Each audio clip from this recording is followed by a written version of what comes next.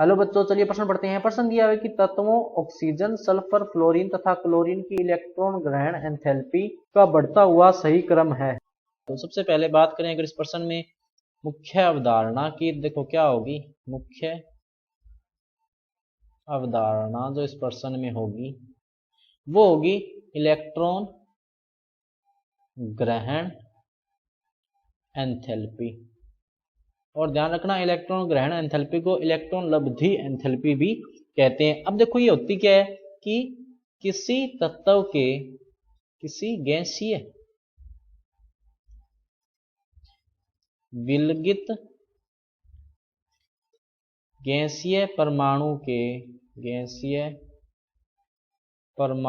के बाह्यतम कोश में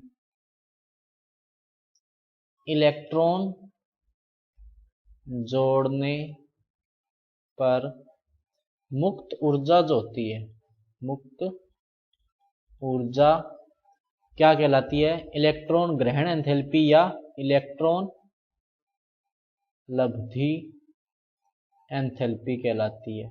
क्या कहलाती है? इलेक्ट्रॉन लब्धि एंथैल्पी कहलाती है। और ध्यान रखना, इलेक्ट्रॉन लब्धि एंथैल्पी जो होती है, इलेक्ट्रॉन ग्रहण एंथैल्पी जो होती है, ये समानुपाती होती है विद्युत ऋणता की।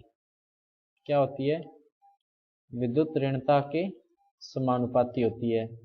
तो देखो जो 17वां वर्ग होता है उसकी जो इलेक्ट्रॉन ग्रहण एंथैल्पी होती है वो क्या होती है? सबसे ज्यादा होती है।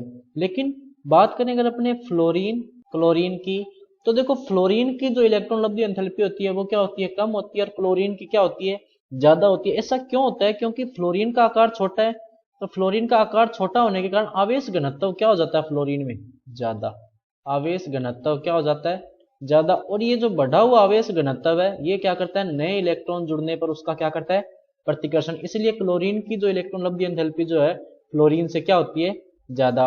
अब बात करेंगे अपनी ऑक्सीजन और सल्फर की, तो सेम कहानी जो है ऑक्सीजन और सल्फर के साथ भी है। ऑक्सीजन का क्योंकि आकार छोटा है तो क्या होगा कि सल्फर की जो इलेक्ट्रॉन लब्धि एंथैल्पी है या इलेक्ट्रॉन ग्रहण एंथैल्पी जो है वो ज्यादा है, क्योंकि आकार क्या है इसका? छोटा, आवेश घनत्व क्या है? ज्यादा। अब अगर अपने बात करें क्रम की, तो सबसे ज्यादा देखो कौन होगा? क्लोरीन। क्लोरीन के बाद में जो आएगा वो आएगा फ्लोरीन। फ्लोरीन के बाद में जो आएगा वो आएगा सल्फर। और सल्फर के बाद में कौन आएगा? ऑक्सीजन।